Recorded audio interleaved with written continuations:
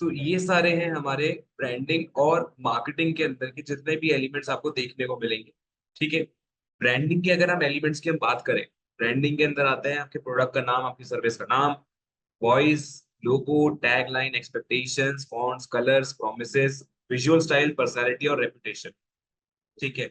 यानी कि जो आपके ब्रांड के ऊपर लोगों की अपेक्षाएं होती है, एक्सपेक्टेशंस होते हैं, आप अपना प्रोडक्ट, अपनी सर्विस आप लोगों को कैसे विजुअलाइज कर रहे हो, कैसे दिखा रहे हो, उस ब्रांड की पर्सनैलिटी क्या है, उस ब्रांड की रेपुटेशन कैसी है। ठीक है। आपने कौन सी टैगलाइन यूज कर रखी है, जिस टैगलाइन से आपके दिमाग में वो चीज बस जाएगी, वो प्रोडक्ट है क्या। ठीक है। लोगो क्या है उनका, ताकि ये एक अच्छी रिकॉल वैल्यू बन जाए। ठीक है। लोगो की, टैगलाइंस की, फॉन्ट्स की, आपने जो कलर कॉम्बिनेशन सिलेक्ट कर रखा है, आप कैसे अपने आप को प्रेजेंट कर रहे हो, इन सब का एक बहुत ज्यादा बड़ा इम्पैक्ट पड़ता है आपके प्रोडक्ट के ऊपर। आपने खुद नोटिस कर रखा होगा कि आप जब भी कोई सामान लेने जाते हो, ठीक है, आप सबसे पहले ब्रांड चेक करते होगे उसका।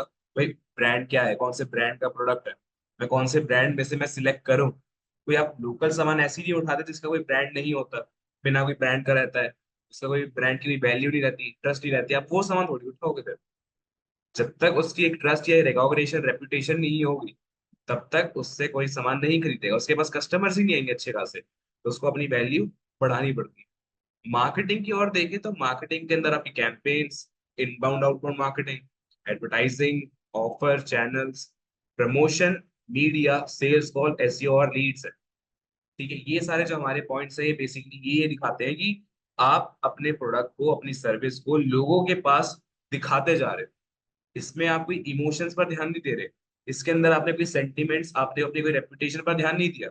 इसके अंदर आप फोकस करते हो कि आपकी चीजें जो है, आपने जो सामान बना रखा है, प्रोडक्ट बना रखा है, वो अलग अलग ऑडियंस के पास जाता रहे, आपकी ऑडियंस एक्सपैंड होती रहे, आपकी ऑडियंस को पता चले आपने बनाया क्या है, आपने रेडी क्या करा है। ठीक है। मार्केटिंग के अंदर काम क्या रहता है कि हम बस सामान को दिखा रहे हैं, हम बस सामान को अवेयर करवा रहे हैं। उसमें कोई सामान कैसा होगा, लुक कैसा होगा, क्वालिटी कैसी होगी, मार्केटिंग के अंदर वो नहीं आता। मार्केटिंग के अंदर फोकस होता है प्रमोशन के ऊपर। ठीक है। इसका एक एग्जांपल देखना अगर आपको कि ब्रांडिंग और मार्केटिंग के अंदर रिलेशन क्या है, तो इसका एक एग्जांपल है कि मान लेते हैं आपने कोई भी ई कॉमर्स वेबसाइट है, अमेजोन है, फ्लिपकार्ट है, वहां से आपने सामान मंगाया। अब वो सामान ना ही अमेजोन का ना ही फ्लिपकार्ट का है, वो वहां पे कोई सेलर होता है। ठीक है। एक सेलर है, कोई बिजनेस है, उसने वो सामान को लिस्ट करवा रखा होता है अमेजोन और फ्लिपकार्ट के ऊपर। ठीक है। अमेजोन का काम क्या है, उसके प्रोडक्ट को शो करवाना, उसके प्रोडक्ट को जितने भी कस्टमर्स आते हैं अमेजोन की वेबसाइट पर, उनको दिखाते रहना। पर जो वो प्रोडक्ट बन रखा है, जो प्रोडक्ट वहां पे लिस्ट हो रखा है, उसकी जिम्मेदारी उस बिजनेस की है, उस सेलर की है। अगर उस प्रोडक्ट की क्वालिटी बढ़िया होगी, अगर उस प्रोडक्ट की रेपुटेशन अच्छी होगी, प्रेजेंटेशन अच्छी होगी, तभी तो क्या कहते हैं, मार्केटिंग भी तो उभर कर आएगी उसकी। यानी लोगों को क्या कहते हैं, ट्रस्ट बढ़ेगा। आप अगर कोई प्रोडक्ट लेने जाते हो अमेजोन या फ्लिपकार्ट के ऊपर से, रिव्यूज और रेटिंग्स देखोगे आप उसकी, कितने लोगों ने क्या रिव्यू दिया है, रेट कैसा करा हुआ है, क्वालिटी कैसी है उसकी। ठीक है। तो ये जो सारे पॉइंट्स होते हैं, कहीं ना कहीं ब्रांडिंग पे इफेक्ट डालते हैं, क्योंकि अमेजोन तो अपना काम कर ही रहा है, अमेजोन ने लिस्ट करवा रखा है, अमेजोन लोगों को अपने उस प्रोडक्ट के बारे में बता ही रहा है।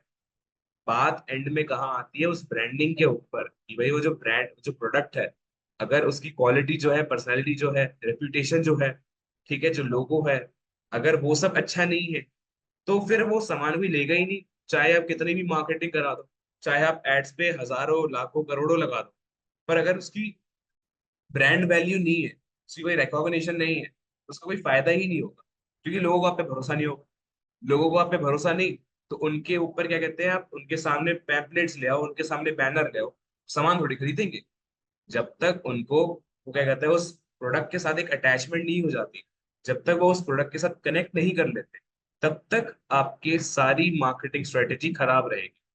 तो ब्रांडिंग बहुत ज्यादा इंपॉर्टेंट रहता है आपके हर एक प्रोडक्ट को और ज्यादा सेल आउट करवाने के लिए, और ज्यादा हाईलाइट करवाने के लिए। अब बीच में एक चीज आप नोटिस कर रहे होंगे, जो ब्राउन कलर के सेगमेंट में आ रहा है, कि मैसेज और वैल्यू प्रोपोजिशन जो होते हैं हमारे, मैसेज और वैल्यू प्रोपोजिशन है। ठीक है। ये दोनों क्या रहते हैं, अब मैसेजिंग, वैल्यू प्रोपोजिशन, यानी इसमें होगा क्या, लोगों से जो इंटरेक्शन रहता है हमारा मैसेजेस के थ्रू। प्रोपोजिशन यानी कि क्या कहते हैं, हमें इंटरेक्शन जो हमारा बनाए रखता है, हमारी वैल्यू को जो कनेक्ट करवा के रखता है, इंटरेक्ट करवा के रखता है कस्टमर के साथ।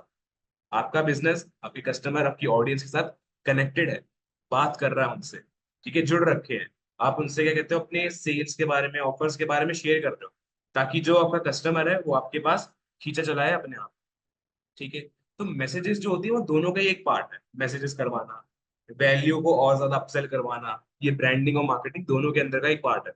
ठीक है, ये अलग नहीं है इनसे और ये अलग हो भी नहीं सकता, क्योंकि आप ब्रांडिंग के लिए भी मैसेजेस करते हो, वैल्यू को इंक्रीज करवाते हो अपने प्रोडक्ट की, मार्केटिंग के अंदर भी आप मैसेजिंग करवाते हो। ठीक है, वैल्यू को हाईलाइट करवाते हो, यूएसपी कहते हैं जिसे हम, यूएसपी शो करवाते हो। तो ये इन दोनों का ही पार्ट है, तो हम इन दोनों के बीच में इसको रखा गया है।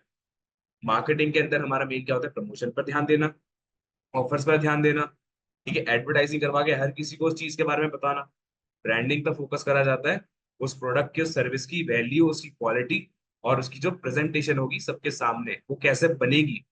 ठीक है, वो कैसा दिखेगा, क्या उसकी क्वालिटी लोगों को पसंद आएगी कि नहीं, क्या उसका कोई एक इमोशनल वैल्यू है या नहीं। ठीक है, उसकी टैगलाइन क्या रहेगी जिससे वो कनेक्ट करवाए अपने ऑडियंस के साथ। तो ब्रांडिंग के अंदर ये चीजें आती हैं। तो शायद आपको समझ आ गया होगा कि अब ब्रांडिंग और मार्केटिंग के हमारे एलिमेंट्स क्या क्या हैं, और ये एक साथ क्या कहते हैं, रिलेट करके कैसे चलते हैं, आपस में को रिलेट कैसे करते हैं। क्योंकि अगर ये दोनों में से क्या कहते हैं कोई एक ना हो, फॉर एग्जाम्पल आपने ब्रांडिंग करवा दी पर मार्केटिंग नहीं करवाई, लोगों को पता ही नहीं चलेगा आपके प्रोडक्ट के बारे में, क्योंकि मार्केटिंग नहीं हुई ना उसकी। लोगों को पता नहीं चलेगा उसके बारे में, ना अवेयरनेस होगी ना प्रमोशन होगी, लोग जान नहीं पाएंगे ना आपकी सेल्स बढ़ेगी इससे। अगर ब्रांडिंग आप नहीं करवाते और सिर्फ मार्केटिंग करवा रहे हो, तो आपकी हो क्या रही, प्रमोशन तो हो रही है पर ना आपके प्रोडक्ट की कोई वैल्यू बनेगी, ब्रांड वैल्यू बनेगी, ना उस पर कोई ट्रस्ट करेगा। ठीक है, उसकी ना कोई पर्सनैलिटी होगी। तो इन सब से होगा क्या, तब भी आपकी सेल्स जीरो हो जाएगी। तो आपको इन दोनों को साथ में लेके चलना पड़ेगा, आप किसी को छोड़ नहीं सकते। आपको ब्रांडिंग भी करवानी है, साथ साथ में मार्केटिंग भी करवानी है। अब देखते हैं अब एक ब्रांड की वैल्यू क्या होती है, ब्रांड का इम्पैक्ट क्या पड़ता है। ठीक है।